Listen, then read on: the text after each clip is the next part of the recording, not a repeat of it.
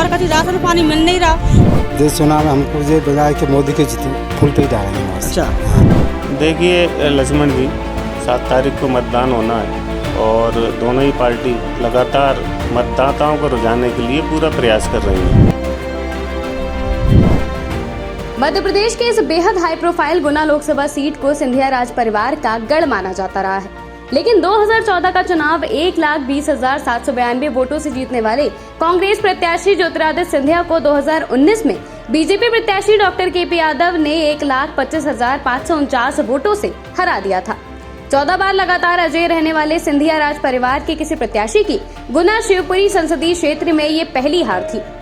हैरानी की बात यह थी कि बीजेपी के टिकट पर चुनाव जीतने वाले के पी यादव पहले कांग्रेस में ही थे और सिंधिया के खास लोगों में शुमार थे। 2024 के लोकसभा चुनाव में बीजेपी और कांग्रेस आमने सामने है। बीजेपी से ज्योतिरादित्य सिंधिया हैं तो कांग्रेस से राव यादवेंद्र यादव मैदान में हैं। बसपा ने भी चुनाव में अपना प्रत्याशी खड़ा किया है। धनीराम चौधरी को टिकट देकर मैदान में उतारा है।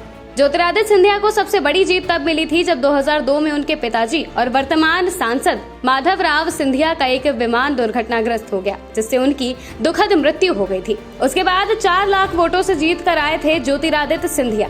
तब से लगातार चुनावी मैदान में अपना परचम लहराते रहे हैं। 2019 में बीजेपी के पी यादव से चुनाव हारना पड़ा था। यादवेंद्र यादव के पिताजी की मौत हृदयघात रुकने से हुई और वो 3 बार विधायक रहे बीजेपी से, और राम मंदिर आंदोलन में उनका भी विशेष योगदान रहा है। अब कांग्रेस ने जातिगत समीकरण को देखते हुए यादव चेहरा मैदान में उतारा है। मध्य प्रदेश के बेहद हाई प्रोफाइल माने जाने वाली गुना लोकसभा सीट, जिस पर सिंधिया राज घराने का ये गढ़ माना जाता है। 14 बार सिंधिया राज घराना अजय रहा था। 2019 के चुनाव में उनको हार का सामना देखना पड़ा और हैरानी की बात तो ये है कि उन्हीं के खास माने जाने वाले के पी यादव जो कांग्रेस में थे, बीजेपी ने उनको टिकट देकर सिंधिया के खिलाफ चुनावी मैदान में उतारा और करीब 1,25,000 कुछ मतों से के पी यादव विजय हुए और पहली बार सिंधिया राज घराने को हार का सामना देखना पड़ा। हम आप पहुँचे हैं आदिवासी बस्ती, जो शिवपुरी शहर के नज़दीक है, लगी हुई है। यहाँ ये आदिवासी बस्ती है, यहाँ आदिवासी लोग निवास करते हैं। और हम बात करें यहाँ महिलाओं की, तो महिलाएं भी हमारे साथ में हैं। कुछ और कभी राशन पानी मिल नहीं रहा, कुटिया मैया नैया कचू। हाँ, तो लाडली बहना का फायदा आपको मिल रहा है, पैसे मिल रहे हैं आपको? पैसा ये अकेले मिल रहे हैं, राशन पानी कचू मिल नहीं रहा। अच्छा, हाँ, तो इनका साफ साफ ये कहना है, क्या नाम है ना मैंने कुटी क्या नाम है राजकुमारी साहब लग रहा है इस चुनाव में? देश चुनाव में हमको ये बजाय कि मोदी के जीते फुल पे ही डालेंगे बस। अच्छा, हाँ, मोदी को कुछ योजनाओं के बारे में हम आप बिन को बताओगे? मतलब ये बिन के खा रहे तो बिन को बजाएंगे भैया। अच्छा, हाँ, कौन कौन सी उनकी योजना है, योजनाओं के बारे में? ये योजना के बारे में ये 2 योजना है, कौन कौन सी? पंजा की और फूल की। नहीं, ये तो योजना नहीं, ये तो ये निशान है। हाँ। मतलब योजनाओं के बारे में उनको लाभ क्या मिल रहा है आपको मोदी जी से? मोदी जी के लाभ सबने लाभ ही मिल रहे जी। देखो 1500 रुपया मिल रहे जी, अनाज मिल रहा है जी, अनाज मिल रहा है, कुटिया मिल गई है। हाँ, तो मिल गया फिर का यही मिला। क्या नाम है और आपका? मेरा नाम बसंता है जी। ये बसंता जी हैं। इनका कहना है कि इनको बीजेपी सरकार से पूरा लाभ मिला है, इनको कुटीर मिली है, इनको अनाज मिल रहा है, इनको समय समय पर जो मूलभूत सुविधा हैं, उनके परिवार का पालन पोषण हो रहा है। तो ये मोदी सरकार की जमकर तारीफ कर रहे हैं। हम ऐसे ही एक युवा हैं, वोट करेंगे 7 तारीख को। क्या लग रहा है आपको जनता का मूड, क्या कह रही है जनता जो आपके पास में ग्राहक आते हैं, और आप क्या कहना चाहते हो? आप एक युवा हो, युवा पर आप क्या कहना चाहोगे? जनता का मूड काफ़ी आक्रोश में है चुनाव को लेके, और वोटिंग अच्छी होगी जैसा लग रहा है देखने में। और बहुत ही ज़्यादा चुनाव को लेके उत्सुकता है कि इस बार सरकार अच्छी आए, रोज़गार के लिए और फ़ायदे दे। बेरोज़गारी को देखते हुए बहुत बेरोज़गारी है इस समय, केंद्र से भी और प्रदेश से भी बेरोज़गारी बहुत है। जैसे कि शिवपुरी शहर में चौराहे पर देखो आप, सुबह सुबह कितनी भीड़ रहती है, और युवा भी बहुत बेरोज़गार है। देखा जाए तो यहाँ तक कि एक कोई फैक्ट्री वगैरह हो शिवपुरी में तो बेरोज़गारी कम हो सकती है। और अगर नज़रिए देखा जाए क्या बोलते हैं, जॉबों को भी लेके घोटाले बहुत होते हैं। अभी केंद्र का भी क्या बोलते हैं, प्रदेश का भी घोटाला आया था, पटवारी का आया था देखते हुए, और वो तो कुछ हुआ ही नहीं। उसका परिणाम तो ऐसे ही युवा पढ़ता रहता है और घोटाले में मरता रहता है। यहाँ पर ग्राहक आपके पास आते जाते रहते हैं। क्या नाम है आपका? अंजना भार्गव। जी, आप हमें बताओगी, यहाँ पर आपके पास में ग्राहक आते हैं जाते हैं, क्या माहौल है, क्या मूड लग रहा है इस बार जनता का, क्या कहती हैं आप? लाडली बहना है तो बीजेपी को वोट देंगी। जी, आपको लाडली बहना का आपके खाते में आता है पैसा? बहू को आता है। अच्छा, बहू को आता है, आपको नहीं आता? हमारे वो पंडित जी वो उसमें। अच्छा, वो गवर्नमेंट में है।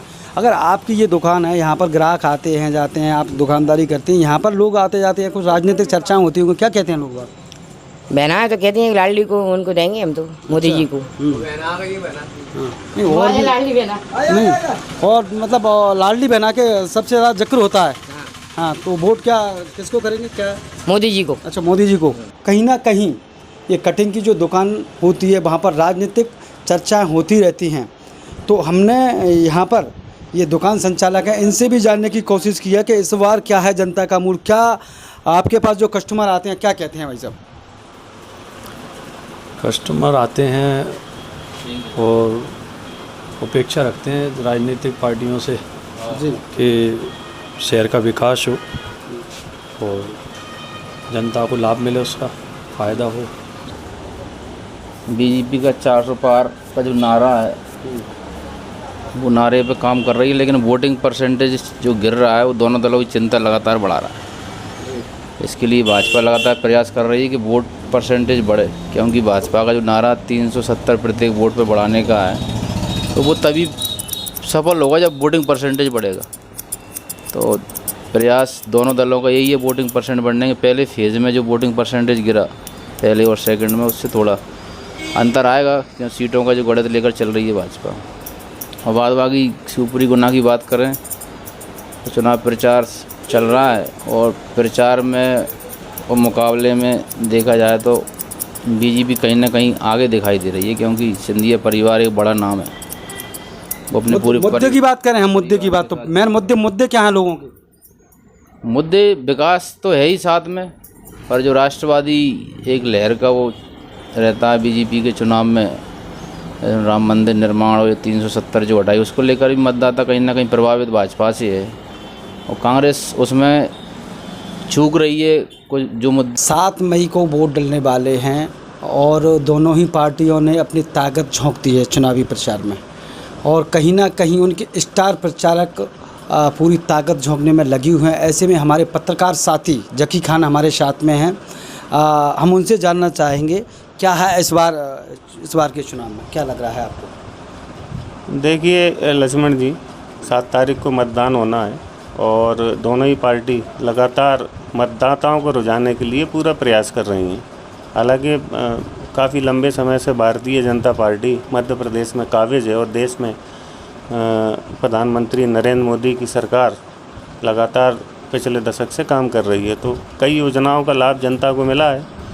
और अगर जातिगत समीकरण के आधार पर हम देखें तो जातिगत समीकरण के आधार पर पिछले चुनाव में जो केपी यादव को वोट टिकट दिया था भारतीय जनता पार्टी ने, और अभी फ़िलहाल कांग्रेस छोड़ भाजपा में आए ज्योतिरादित्य सिंधिया को हार का सामना करना पड़ा था, तो 2019 का जो परिणाम है उसको दोबारा से पुनरावृत्ति करने के लिए इस बार कांग्रेस ने भी यादव समाज के प्रत्याशी को राव देशराज के पुत्र को यहाँ से टिकट दिया है। तो कहीं ना कहीं जातिगत समीकरण के आधार पर दोनों ही 2019 और आज 2024 के चुनाव में कांग्रेस ने अपने प्रत्याशी को उतारा है।